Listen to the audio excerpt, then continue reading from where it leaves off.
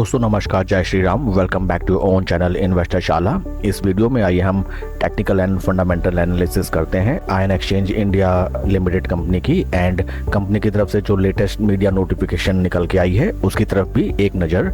With regard to Ion Exchange India Limited company is our country's premier company in water and environment management with a strong international presence. ये है company की website, and not only in our country but various part of world में company operate करती है and अपनी services provide करती है। Company has 40 plus patents, 1 lakh plus installations, 1500 plus trained service engineers and total 7 manufacturing units. अब हम चलते हैं जो लेटेस्ट मीडिया नोटिफिकेशन निकल के आई है उसकी तरफ एक नज़र। फ्रेंड्स, ये नोटिफिकेशन आज की ही डेट का है एंड डेट इज 30 सितंबर 2025। Information is regarding commissioning and commercialisation of greenfield plant at Roha, Maharashtra. The company has commenced stage-wise commissioning and commercialization of its 42,600 meter cube per annum greenfield resin manufacturing plant at Roha, Maharashtra, with the successful commissioning of 3696 meter cube capacity with effect from September 30, 2025. तो friends, company ने inform किया है कि company का जो greenfield plant है इन रोहा, Maharashtra, company ने उसका successful commissioning and commercialisation start कर दिया है।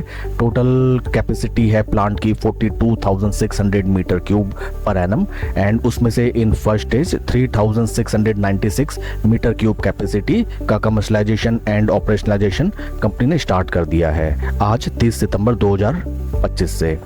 Further, it enables the company to meet rising global market demand while minimizing environmental impact through state-of-the-art manufacturing process। तो एक वाकई काफ़ी बढ़िया न्यूज़ निकल के आती है। कंपनी की नई ग्रीनफील्ड रेजिन मैन्युफैक्चरिंग प्लांट में कमर्शलाइजेशन स्टार्ट हो गया है। Out of 42,600 metre cube total capacity में से अभी फर्स्ट ट्रांच में 3,696 मीटर क्यूब कैपेसिटी को सक्सेसफुली कमीशन किया है, एंड रिमेनिंग कैपेसिटी आने वाले टाइम ड्यूरेशन में कंपनी ऑपरेशनलाइज करेगी। काफ़ी बढ़िया न्यूज़, कैपेसिटी एक्सपेंशन। एंड अब हम चलते हैं कुछ फंडामेंटल्स की तरफ। कंपनी का मार्केट कैप है 5,920 crore, P ratio is around 28, जबकि इंडस्ट्री पी इज ऑल्सो 28। तो P valuation wise stock trading at par with the peers listed in this sector. अब हम चलते हैं शेयर होल्डिंग पैटर्न की तरफ। Share holding pattern, promoter share holding is 25.70, जो कि मार्च में थी 25.76।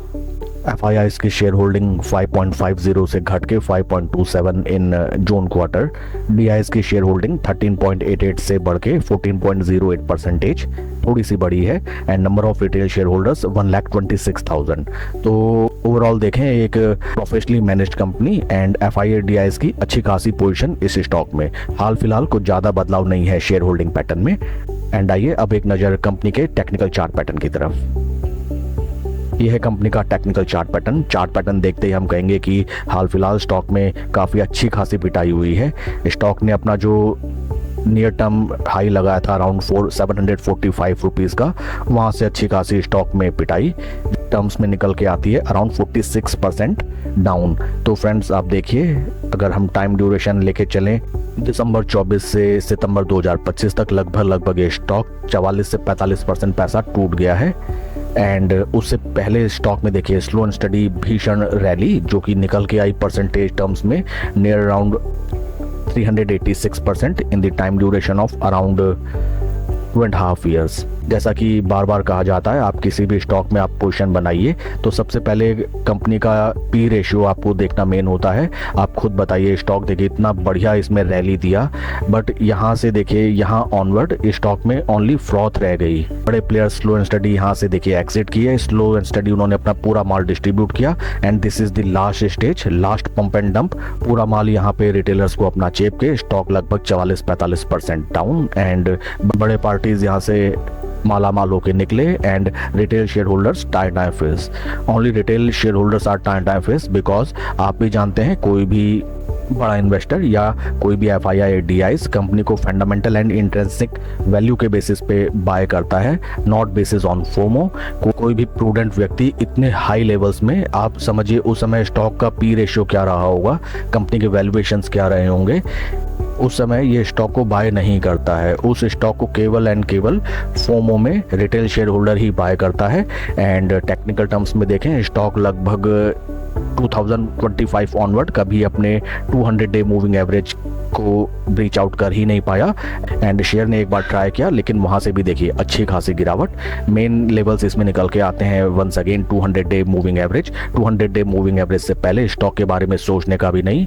स्टॉक चाहे कितना भी बढ़िया हो, जब तक उसमें टेक्निकल से आपको उसमें कोई रिवर्सल के पैटर्न से सिग्नल्स नहीं दिखाई देते हैं, तब तक एटलीस्ट उसमें नया पैसा लगाना नहीं बनता है। अगर स्टॉक में ऑलरेडी आपकी पोजीशन है तो राइट नाउ स्टॉक अपने बेहद इंपॉर्टेंट सपोर्ट लेवल पे हमें ट्रेड करता हुआ नजर आता है, जो कि है देखिए first time, second time and this third time and fourth time stock is trading at its support level.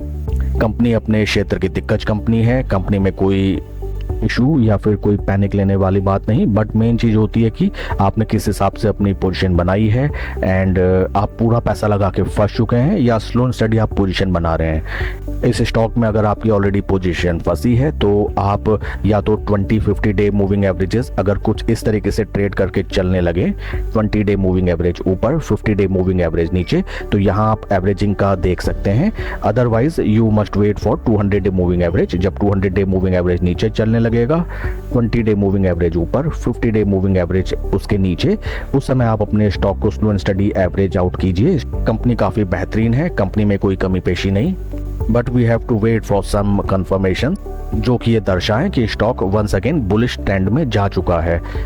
Past में भी स्टॉक ने देखिए 200 डे मूविंग एवरेज को बाइसेक्ट करने की कोशिश की, लेकिन नहीं निकल पाया, वहां से अच्छी खासी गिरावट।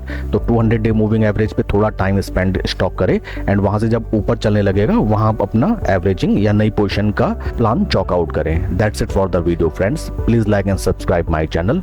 आपके कोई क्वेरीज या क्वेश्चंस आप कमेंट सेक्शन में पूछें। कोई भी इन्वेस्टमेंट डिसीजन लेने से पहले अपने फाइनेंशियल एडवाइजर की सलाह जरूर लें। Thank you.